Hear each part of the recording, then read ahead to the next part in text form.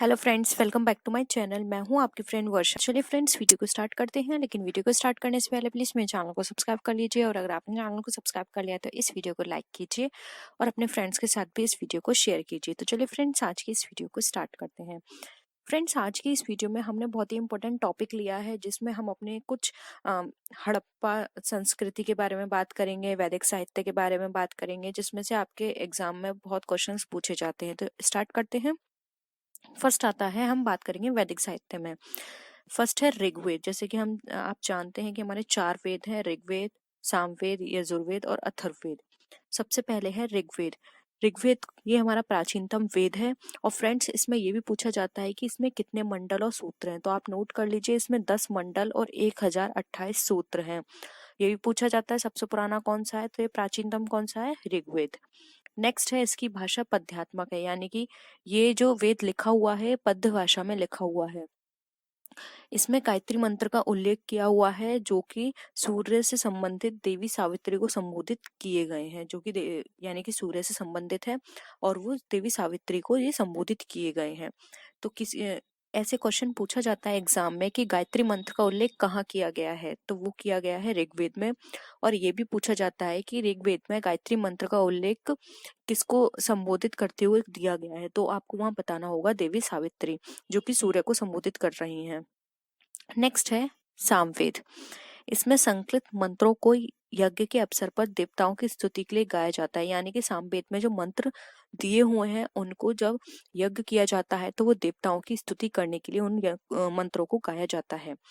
इसे भारतीय संगीत का मूल कहा जाता है, यानी कि ये भी पूछा जाता है जो भारतीय संगीत का मूल है वो किस वेद में बताया गया है, तो वो बताया गया है हमारे सामवेद में। तो इस तरह से क्वेश्चंस आते हैं। मैंने सिर्फ इन वेदों के अंदर सिर्फ उन्हीं पॉइंट्स को इंक्लूड किया है जो कि जहां से आपके एग्जाम में क्वेश्चंस बनते हैं। तो अगर आप इतना सा भी पढ़ लेते हैं तो आपके वो क्वेश्चंस इजीली फंस जाएंगे। नेक्स्ट है यजुर्वेद। यह एक ऐसा वेद, एकमात्र वेद है जिसकी रचना गद्य पद्य दोनों में की जाती है। तो ऐसे भी पूछा जा सकता है कि वह कौन सा वेद है जिसमें पद और गद्य दोनों में दिए हुई है हमारे, तो वो है हमारा यजुर्वेद।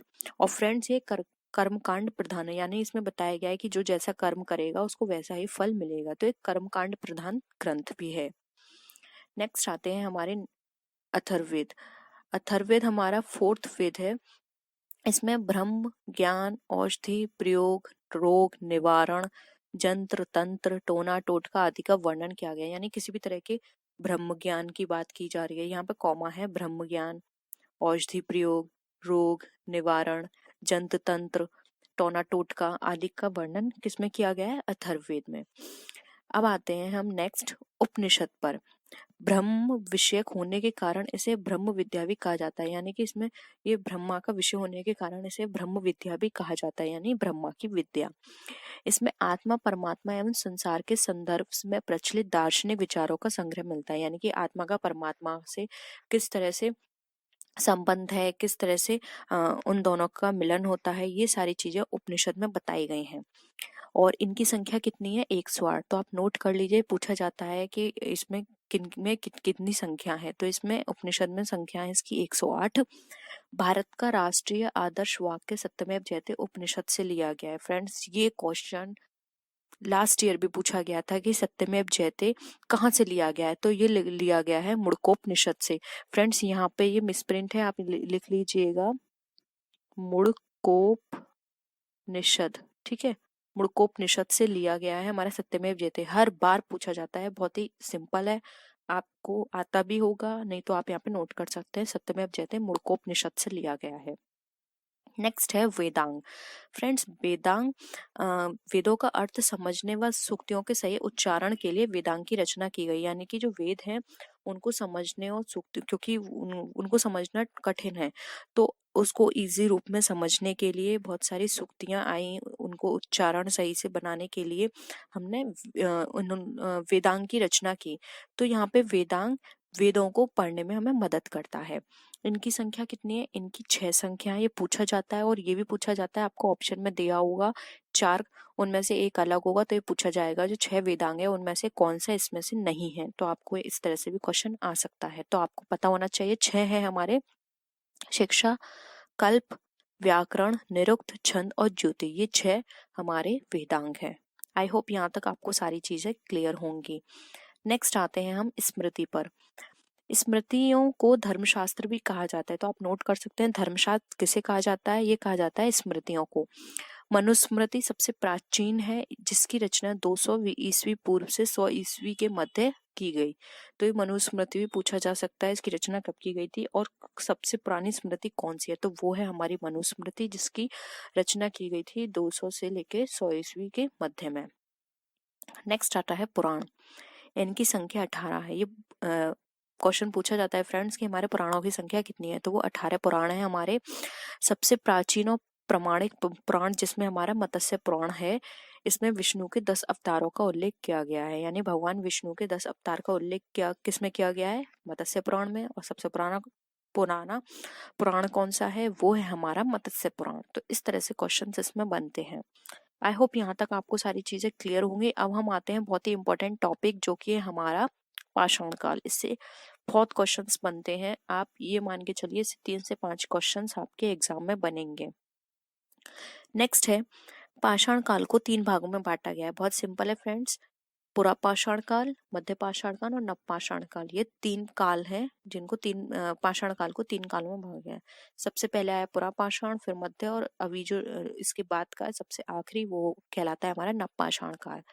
हम पुरा पाषाण काल के बारे में पढ़ते हैं।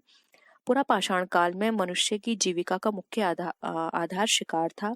इस काल को आखेटक और खाद्य संग्राहक काल भी कहा जाता है। आप ये नोट कर सकते हैं, इसको आखेटक तथा खाद्य संग्राहक काल भी कहा जाता है।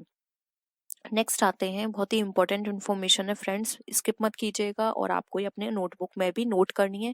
इस एग्जाम के बाद आप अपने सीटेट के एग्जाम देंगे, यूपी टेट के एग्जाम देंगे, और साथ ही साथ अदर टीचिंग एग्जाम जो भी आप देंगे, उन सब के लिए ये वाली वीडियो बहुत ही इंपॉर्टेंट है। तो आप इसको सेव करके रखिएगा और इस वीडियो के नोट्स आप बना के रखिएगा, क्योंकि आपको आगे तक बहुत काम आएंगे। नेक्स्ट है लगभग 36,000 ईस्वी पूर्व में आधुनिक मानव पहली बार अस्तित्व में आया। इसमें यह पूछा जा सकता है कि मानव का अस्तित्व कब आया, तो आप लिख सकते हैं 36,000 ईसा पूर्व मानव का अस्तित्व आया, आधुनिक मानव का। ठीक है, और ये क्वेश्चन फ्रेंड्स हर बार पूछा जाता है यूपी टेट में, सी टेट में, आपके टीचिंग एग्जाम्स में, आपके बीएड एंट्रेंस एग्जाम में बहुत पूछा जाता है कि आधुनिक मानव को क्या कहा जाता है, तो उसको बोला जाता है होमोसेपियन। ठीक है, नेक्स्ट है, आप याद रखिए मानव मतलब ह्यूमन, और होमोसेपियन ये भी अच्छे से आ रहा है, तो ऐसे याद रखिए होमोसेपियन। नेक्स्ट है, ये क्वेश्चन बहुत आता है फ्रेंड्स, इसमें मैंने एक एक पॉइंट आपका बहुत ही इंपॉर्टेंट इंक्लूड किया है, तो एक एक पॉइंट इसके लिए आपके लिए बहुत बहुत इंपॉर्टेंट है। मानव द्वारा प्रथम पालतू पशु कुत्ता था। ये पूछा जाता है पालतू पशु पहला मानव का कौन सा था, तो वो था कुत्ता। जैसे मध्य पाषाण काल में पालतू बनाया गया था। आग की जानकारी मानव को कहाँ मिली, तो ये मिली थी उसको पुरा पाषाण काल से, लेकिन उसने इसका प्रयोग सिर्फ नव पाषाण काल में किया। तो ये क्वेश्चन 2 बनते हैं यहाँ पे कि आग की जानकारी उसे कब मिली, तो आपको बताना होगा पुरा पाषाण काल में। और एक ये क्वेश्चन भी आता है कि उसने आग का प्रयोग कब किया, तो वो किया था नव पाषाण काल में। तो आप कंफ्यूज मत होइएगा, जानकारी उसको पहले मिल गई थी, लेकिन उसने उसका प्रयोग बहुत टाइम बाद किया था। ठीक है, पाषाण काल से मानव ने ऐसी कार्य प्रारंभ किए जिसमें उसने स्थायी निवास की प्रवृत्ति विकसित हुई, यानी कि अब वो धीरे धीरे ऐसे काम करने लगा था जिससे उसे लगा कि हमें एक जगह फिक्स होके रहना चाहिए, यानी कि हमारे पास एक स्थायी निवास होना चाहिए। जैसे कि वो धीरे धीरे क्या करने लगा था, वो अपने जो छोटा मोटा जो काम है वो स्टार्ट उसने कर दिया था, पालतू पशु पालना शुरू कर दिया था। तो पालतू पशु पालने के लिए उसको उनको रखना पड़ता था, क्योंकि अगर वो हर जगह मूव करेगा तो उसको उनको पशुओं को भी मूव कराना पड़ेगा, तो इसमें उसको प्रॉब्लम होती थी। इसलिए उसने कहा कि एक स्थायी निवास हमारे पास होना चाहिए। भारत में पाषाण कालीन सभ्यता का अनुसंधान सर्वप्रथम रॉबर्ट ब्रूस फ्रूट ने 1863 में प्रारंभ किया, यानी कि भारत में पाषाणकालीन सभ्यता का अगर हम अनुसंधान की बात करें तो वो शुरू किया था रॉबर्ट ब्रूस फ्रूट ने 1863 ईस्वी में। नोट कर सकते हैं आप। नेक्स्ट है, भारत में व्यवस्थित कृषि का पहला प्रमाण कहाँ मिलता है, तो फ्रेंड्स ये पूछा जाता है कि कृषि का पहला प्रमाण हमें सबसे पहले कहाँ मिला था भारत में, तो वो मिला था मेहरगढ़ में। ठीक है, नोट कीजिए। नेक्स्ट है, बिहार के चिरांद नामक, चिरांद फ्रेंड्स एक जगह का नाम है, बिहार के चिरांद नामक नवपाषाण कालीन स्थल से हड्डी के औजार मिले, यानी कि यहाँ से हड्डी के औजार मिले, जिससे हमें पता चला कि उस टाइम हड्डियों का प्रयोग किया जाता था। हड्डी का औजार बना के वो अपनी रक्षा किया करते थे और शिकार किया करते थे। नेक्स्ट है पाषाण काल के 3 चरणों का साक्ष्य बेलन घाट 3 चरणों का साक्ष्य बेलन घाट इलाहाबाद से प्राप्त हुआ, यानी कि जो पाषाण काल के 3 काल अभी हमने डिस्कस किए, पूरा पाषाण काल, मध्य पाषाण काल, नवपाषाण काल, उन तीनों चरणों का साक्ष्य हमें किससे मिले हैं? इलाहाबाद के बेलन घाट जगह से हमें इनके साक्ष्य मिले हैं। ये साक्ष्य बहुत पूछे जाते हैं कि चावल का साक्ष्य कहाँ मिला, सोने का साक्ष्य कहाँ मिला, हड्डियों का साक्ष्य कहाँ मिला, ऐसे क्वेश्चंस बहुत आते हैं एग्जाम में। नेक्स्ट है औजार में प्रयुक्त की जाने वाली पहली धातु कौन सी थी? Very very very important question है ये।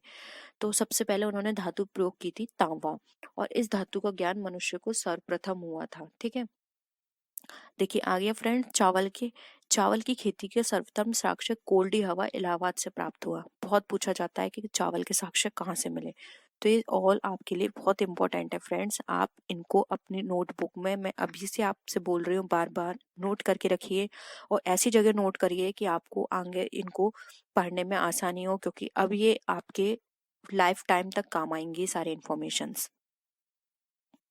नेक्स्ट आता है पहिए का आविष्कार।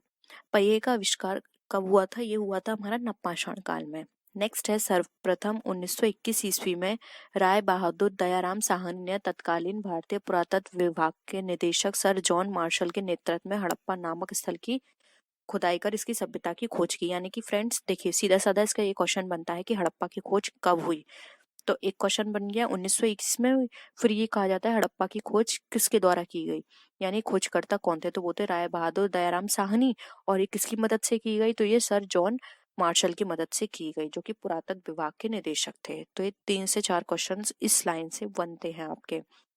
नेक्स्ट है हड़प्पा के पश्चात 1922 ईस्वी में राखलदास बनर्जी ने मोहनजोदड़ो नामक स्थल की खोज की। ये भी पूछा जाता है मोहनजोदड़ो की खोज कब हुई, किसने की? तो ये की थी राखलादास बनर्जी ने। फ्रेंड्स, ये राखला है, ठीक है, राखलादास बनर्जी ने, और कब की? 1922 में, यानी कि 1 साल बाद। हड़प्पा की पहले हुई, मोहनजोदड़ो की बाद में हुई। नेक्स्ट है सिंधु घाटी सभ्यता के अन्य नदी घाटियों तक विस्तृत शुरू का पता चलने के कारण इसे हड़प्पा सभ्यता के नाम से अधिक जाना जाता है। यानी कि जो सिंधु घाटी की सभ्यता है, उसकी नदियां क्या थी? वो बहुत विस्तृत रूप में थी, हड़प्पा सभ्यता तक फैली हुई थी, इसलिए उनको हड़प्पा सभ्यता के नाम से ज्यादा जाना जाता है। नेक्स्ट है भारत में जो सैंधव स्थल थे हमारे, वो सबसे ज्यादा हमारे गुजरात में पाए जाते हैं। ठीक है, सर्वाधिक सैंधव स्थल हमारे गुजरात में पाए जाते हैं। ये क्वेश्चन बहुत इंपॉर्टेंट है। सिंधु घाटी सभ्यता कांस्य युगीन सभ्यता थी हमारी, यानी कांस्य का, यहाँ पे इसको कांस्य युगीन सभ्यता भी बोलते हैं। नेक्स्ट, मोहनजोदड़ो को मृतकों का टीला भी बोलते हैं। क्वेश्चन बहुत आता है कि मृतकों का टीला किसे कहा जाता है, तो वो है हमारा मोहनजोदड़ो। याद कर सकते हैं, मोहनजोदड़ो माँ से स्टार्ट हो रहा है, और मृतकों का टीला ये भी हमारा माँ से स्टार्ट है, तो मोहनजोदड़ो मृतकों का टीला कहा जाता है। ठीक है, नेक्स्ट आते हैं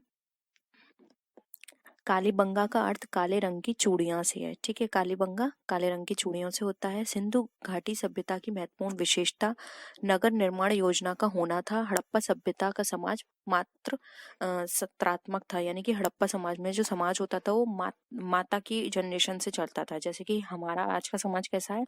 पित्रात्मक है, यानी कि पिता की जो वंश होता है उससे चलता है। ठीक है, उस टाइम क्या होता था? मात्र सत्रात्मक था। नेक्स्ट है कृषि तथा पशुपालन के साथ साथ उद्योग एवं व्यापार की अर्थव्यवस्था के मुख्य आधार थे। यानी कि कृषि तथा पशुपालन की बात की जाए तो वहां पे उद्योग और व्यापार की भी अर्थव्यवस्था थी। नेक्स्ट है हड़प्पा सभ्यता के आर्थिक जीवन का मुख्य आधार क्या था? कृषि।